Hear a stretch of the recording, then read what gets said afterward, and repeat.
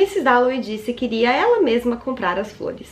Oi gente, tudo bem? Eu sou a Ana Lu e eu li Mrs. Dalloway, de Virginia Woolf, com tradução de Thaís Paiva e Stephanie Fernandes, e dessa vez eu fiquei olhando pro livro pra ler a primeira frase só de graça, né? Porque essa é uma das primeiras frases mais célebres da literatura, e aqui nessa edição da Antofágica ela tá apresentada desse jeito tão bonito que torna ela ainda mais especial, né? Tinha algum tempo, óbvio, que eu ouvia falar desse livro, mas eu nunca tinha tido tanta vontade assim de ler. Eu sabia que uma hora essa vontade ia bater, e desde que saiu essa edição da Antofágica que eu fiquei super mais animada pra fazer essa leitura. Demorei bastante pra comprar, ela tava sempre bem cara, até que um dia ela acabou chegando, né, na minha estante, graças àquele festival de cupons da Amazon. Vocês lembram disso que aconteceu há uns meses atrás? E daí esse foi um dos livros que eu peguei naquele bug, e ele ficou mais um tempinho aqui me olhando da estante, e eu namorando ele, pensando no dia que eu faria essa leitura. Depois que eu comecei a ficar mais próxima da Mel, da literatura, isso, né, que se mudou aqui pro Rio,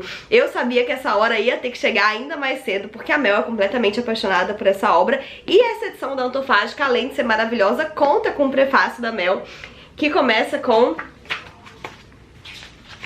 aos 19 anos eu disse que iria eu mesma ler Mrs. Dalloway. Eu também amei esse prefácio e, bem, fiz essa leitura e hoje a gente vai conversar um pouquinho sobre ela. Bom, Mrs. Dalloway é uma das obras mais famosas de Virginia Woolf. Esse grande clássico da literatura foi publicado pela primeira vez em 1925 e é uma obra em fluxo de consciência. O discurso é muito livre aqui e a gente vai acompanhar então um dia na vida de Clarissa Dalloway e de várias pessoas que cruzam o seu caminho. Eu não sabia direito sobre o que falava esse livro, eu só sabia que ele era uma grande viagem e que ele se passava em apenas um dia, mas eu achava que ele ficaria o tempo todo restrito à cabeça da Clarissa, o que não acontece. Na verdade, a gente vai passeando pelas mentes de várias pessoas que convivem com ela durante esse dia, sejam conhecidos ou até mesmo desconhecidos.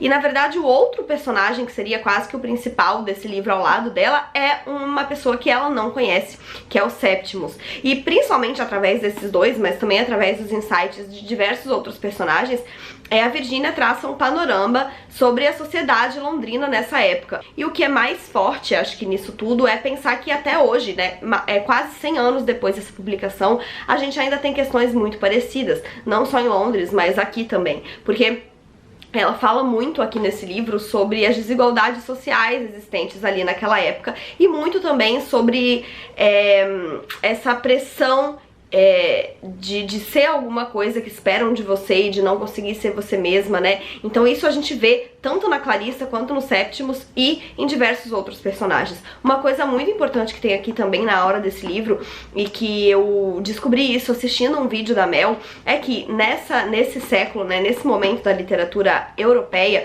os autores estavam querendo muito falar sobre a ressaca da Primeira Guerra e explorar o que ela teria causado nas pessoas, mas principalmente na mente delas. E nesse ponto, o fluxo de consciência ajuda muito a Virginia a fazer esse trabalho, e é o que a gente vivencia muito através dos pensamentos dos Septimus. Mas acho que a gente precisa falar primeiro de Clarissa Dalloway, né, a personagem título desse livro, que é uma mulher pertencente à elite de Londres e que não é muito feliz, porque ela fez tudo o que esperavam dela, mas não necessariamente o que ela gostaria de fazer. É claro que em partes ela gostaria daquilo, porque ela queria ter uma vida confortável, ela queria ter controle sobre a própria narrativa, só que por outro lado, para alcançar essa posição, ela deixou de fazer muitas coisas que ela queria, inclusive de amar quem ela queria, né? Ao longo da obra, pelos pensamentos que Clarissa vai tendo, bastante nostálgicos em relação à sua juventude, a gente vai entender que ela foi meio que apaixonada por uma amiga dela chamada Sally Seton, e que talvez ela seja, assim, bissexual ou mesmo lésbica, mas que ela nunca deixou isso vir à tona, porque o que esperavam dela era que ela se casasse com um homem, de preferência rico,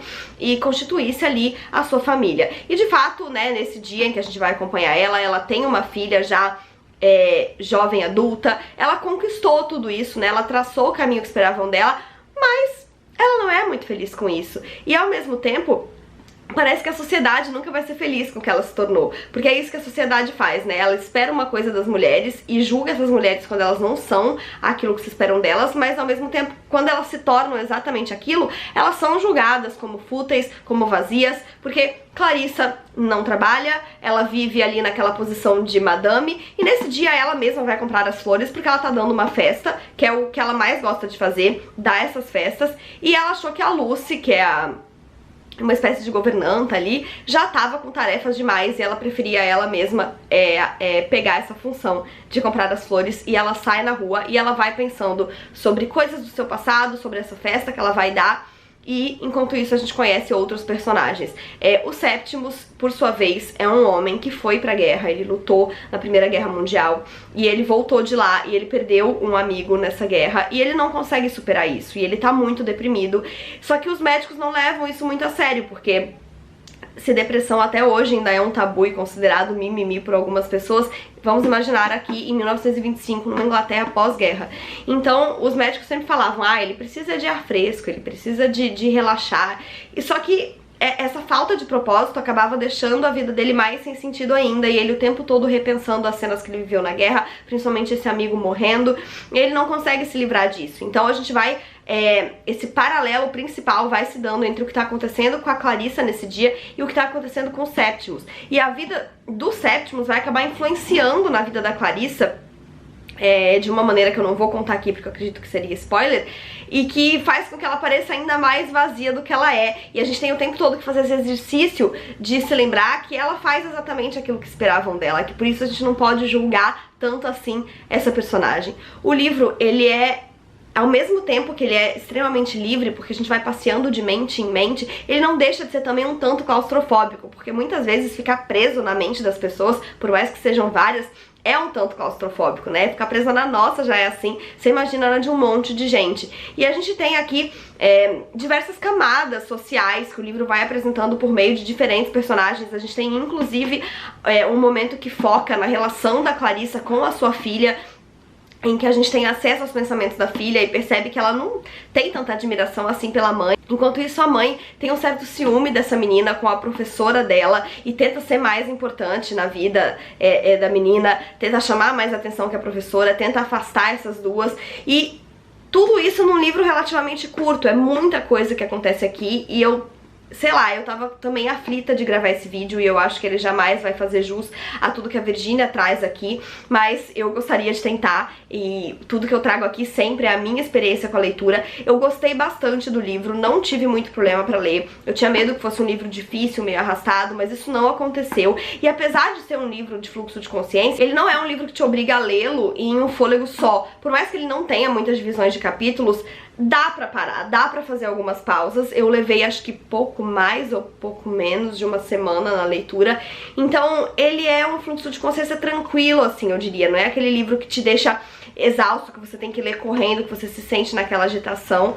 É uma história muito interessante, ela é quase um passeio pela mente das pessoas durante um dia e te faz pensar muito a respeito de muita coisa, coisas que, como eu falei, estão presentes na nossa vida até hoje, né? E queria falar também sobre essa edição, que é um primor, assim, é o segundo livro, acho que eu leio da Antofágica, e realmente essa é uma editora que tem um cuidado muito grande com a parte estética. Aqui nesse livro a gente tem ilustrações da Sabrina Gevaerd, e são ilustrações lindíssimas. Aqui ela escolheu as cores preto e rosa, então a gente tem, além de ilustrações, intervenções, assim, em páginas mais artísticas, diferentes.